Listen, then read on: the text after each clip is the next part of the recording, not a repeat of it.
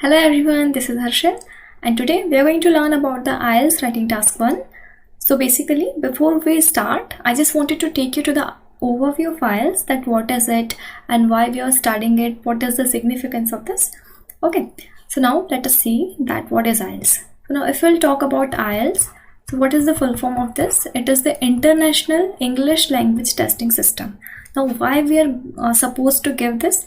Because if we want to go in our native countries for further studies or for the purpose of settling down, so this test, there are two versions of this. One is the general and second one is the academic. So the students who wanted to go abroad for their further studies, they give the exam of academic IELTS, right? And those who wanted to go there for their office work or for the purpose of any kind of job, so they will give the general version. Okay, so IELTS is that they take the examination to test our ability, that how good we are in speaking, whether we will be able to survive in the native country or not, or we are comfortable in the language or not, because when we will go out, so it is very important for us and for them as well, because we have to communicate with them, we have to live there 24 hours, so there should be a better understanding of the language to survive, right?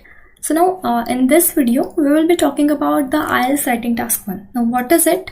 So in IELTS Writing Task, so basically there are 4 tasks. Okay, one is writing, one is reading, second is writing, third is listening, and the fourth one and the final is that speaking. Okay, so now all these we will discuss one by one in the upcoming videos, but here we are discussing about the writing task.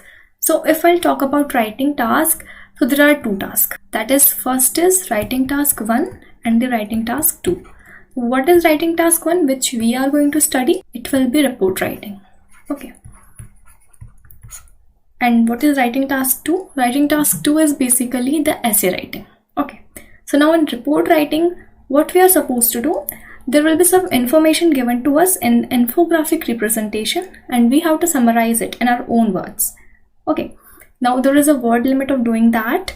It's about 150 to 200 words. At least we have to write 150 words and max to max we can write 200 words. Okay, so as we have discussed, IELTS writing test, we are assigned 60 minutes in which we have to complete 2 tasks.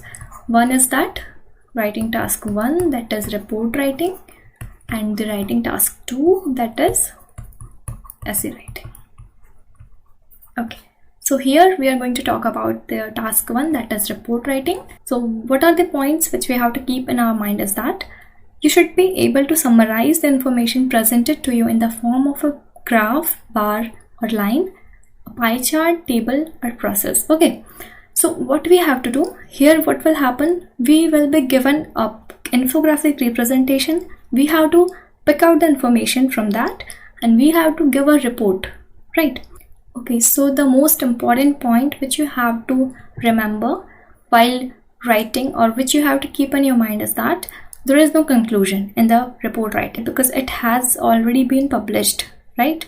So we are not supposed to give any kind of conclusion there. Okay, now what it is saying, that there will be information given to us and we have to summarize that. Okay, it may be a graph may be a bar graph or a line graph, there will be a pie chart, there will be a table, right? So these kind of information we will see in the further slides. I will tell you that how to do that. Okay, so now let us move to the next.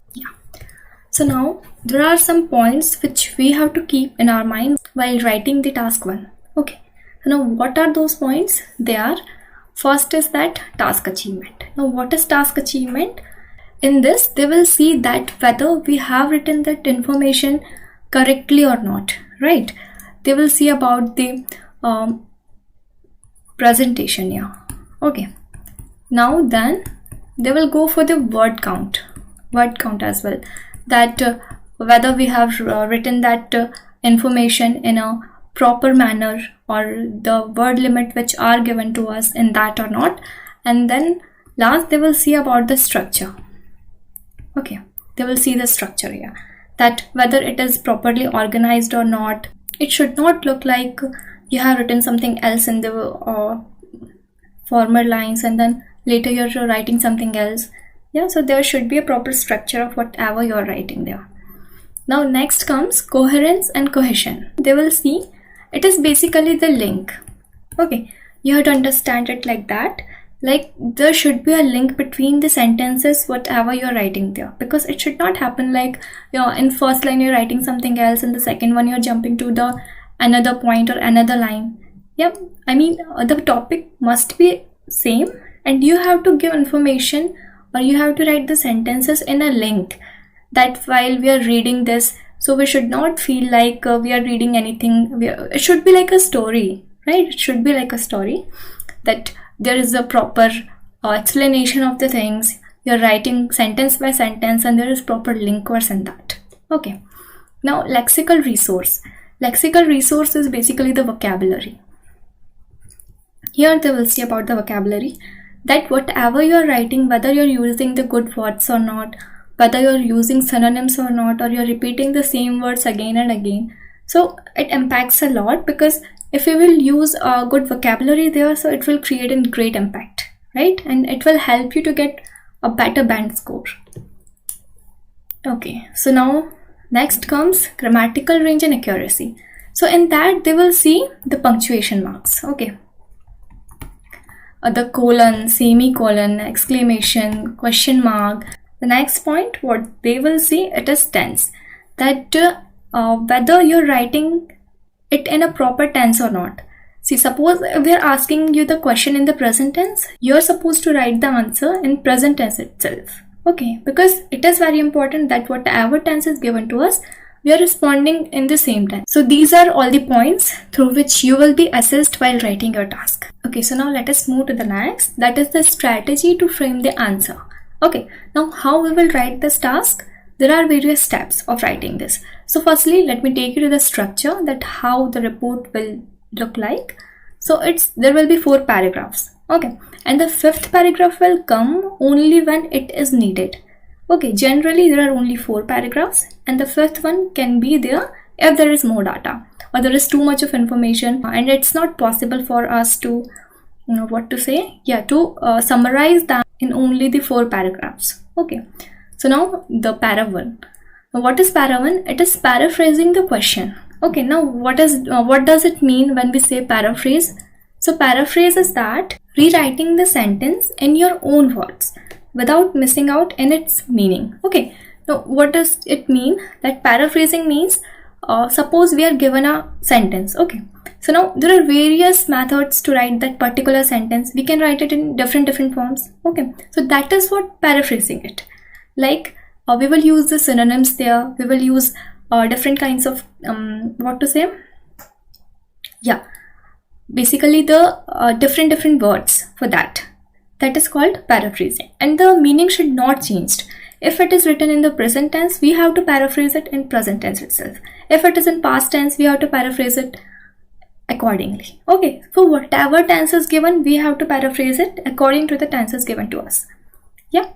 So now how we will start that? We will go with like this. The graph illustrates, or the chart depicts, or what we can write? We can write that the graph provides us information about, or what we can say, that the graph shows, displays, represents. So all these are words which we can use while writing the paragraph 1, that is paraphrasing the question. So now when it comes to paragraph 2, now what is paragraph 2?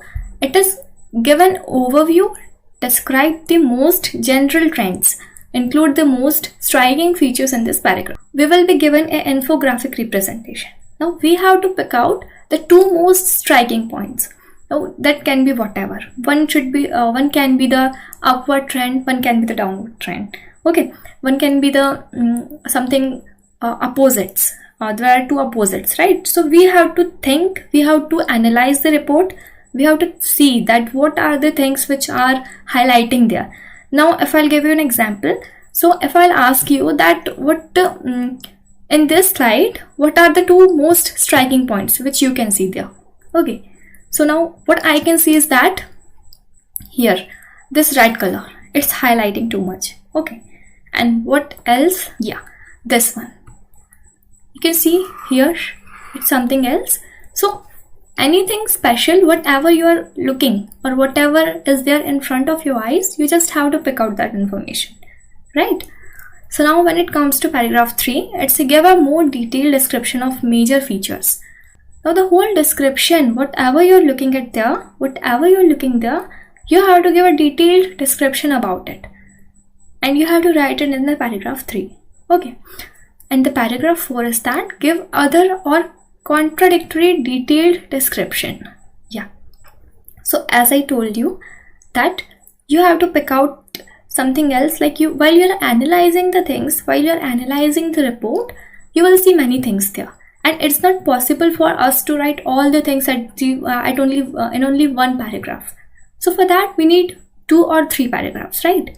So now we have to see the information and we have to write the report accordingly. Now I'll tell you that how to do that. So now let us move to the task, that how we will write it. Okay, I hope it's clear to you. So now this is the task which we have to summarize. This is a report. Okay, this is a report and we have to write this report. Okay, now how we will do that? I'm telling you. So now the first and the foremost thing what we have to do is to analyze this report. Now let us see. Okay, so here it is what given. Here it is temperature, right, which is given in degree Celsius. Now here it is rainfall, which is given us in millimeter. Okay, now what is here? It's an average monthly temperature and rainfall in Tokyo. So it's showing us that what was the monthly average rainfall in Tokyo and what was the temperature at that time. So basically it is a combination chart. Yeah, it's a combination chart in which there is bar graphs and line graphs. Okay, so these blues are representing the rainfall and this line graph, it is showing about the temperature. We have to see the information here. Okay, so the source of information is that worldclimate.com. See, you have to analyze the minute details here. I mean, whatever you're looking at that, you just have to grab all those things so that further when you're writing, so you should know that what to write there. Okay, so now here it is given that it's January. What was the temperature here? What was the temperature here and how much rainfall was there? It's given. Then in the month of Feb, similarly March, April, May, June, July, and so on. Okay, till December.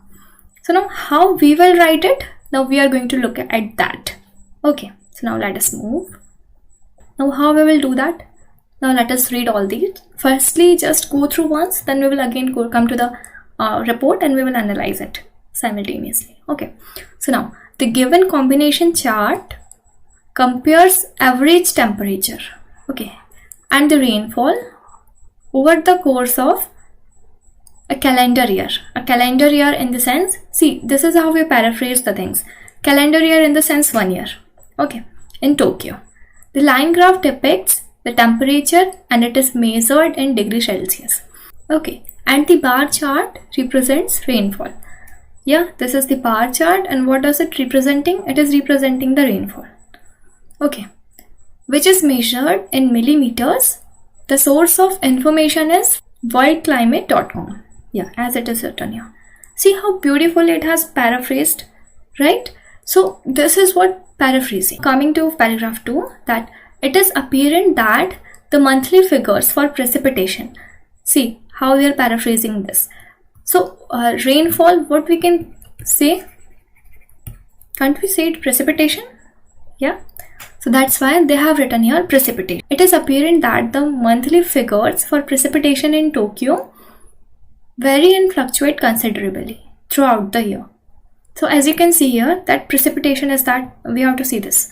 So now as it's moving here, then here, then here, then again, it has came down.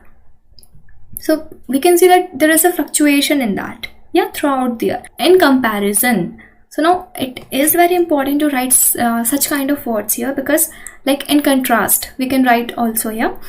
So there are two opposite trends. Okay, the monthly temperature shows us upward trend during the first half.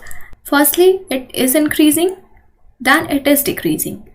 Here is not a trend like this, okay? It's firstly like that and like this. Okay, so that's what they are saying here, that in comparison, the monthly temperature shows an upward trend during the first half, followed by a downside in the second half of the year. Both reach their peak in different months. Okay, now what is the peak of the rainfall?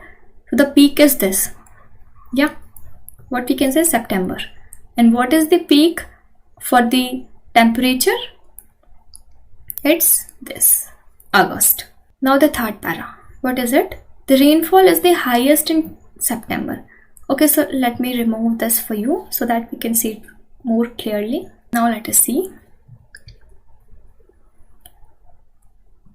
what it is saying in the paragraph 3. The rainfall is the highest in September. The average rainfall in the city rises between January, okay, and June. What I'm trying to say here is that the rainfall is the highest in September. Now if we will go through this, so what we can understand, rainfall. Now where is September? Yeah, this. You can see that rainfall is highest this way. Okay. Average rainfall in the city rises between January and June. Where is January? This. Where is June? This. So as we can see, there is a massive considerable growth here, right? Because still here it's only increasing. Okay. Then from approximately 50 mm of rain in January to 170 mm in the June. It is saying that in the month of January, it is nearly what? 50 mm, this. And in the June, it is 170 mm. Now how we can, like this. June, here it is. So it's like 170 will come here. Now the next is, but it shows a considerable fall in July before reaching its peak in September. Now as you can see that, where is the peak of it? This is, yeah. So now what it is saying, that considerable fall is there before July. Here, yeah. This, as you can see. Okay. So now, however, the final 3 months of the year see a dramatic fall in precipitation, a low of about 60 mm in December. So now this is how we summarize it. Okay, so now paragraph 3 is all about the rain. Now in paragraph 4, what we will do? We will write about the temperature. So it is very clear and it is very easy to understand that in one paragraph you are totally writing about the temperature and another paragraph you are totally writing about the rainfall. So it's very easy to understand. See, there are many ways to represent it. Like what we can do, that we can do it month wise, or what we can do, we can take the first half in the third para and the second half in the second para. We can summarize it like that also. But the most effective way to writing it is like this, that in the first one we will write about the rainfall, in the second one we will write about the temperature.